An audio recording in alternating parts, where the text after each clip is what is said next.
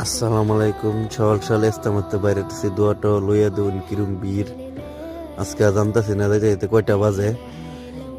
তো আমার লাগে 2 দিন লাগবো, তথাপি চেষ্টা কইরা যাই যাবাই নাকি। আর আমাদের বল্টু বাইন সাইডে দেখেন একটা উদামের ওরা তো আর জানতেছে না সকাল সকাল উদাম হয়ে গেছে, রাত্রে যে কিরম ঠান্ডা লাগবো। তো সকাল সকাল উষের বাপটা বিরাটই ভাল লাগছে। আইলাম ইস্তেমাত, আল্লাহ জানে দোয়াটা লয়ে যাওয়ার ভিত্তি।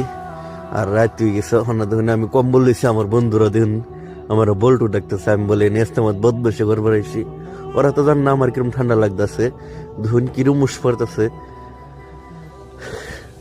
আর এই দেখেন সকাল সকাল দোয়া লইলছি, দূর ফিরে আগে বসছি, নাহলে আমাদের পাড়ায় পুরাই সেটকে এলবো কত কত শস্য মানুষ।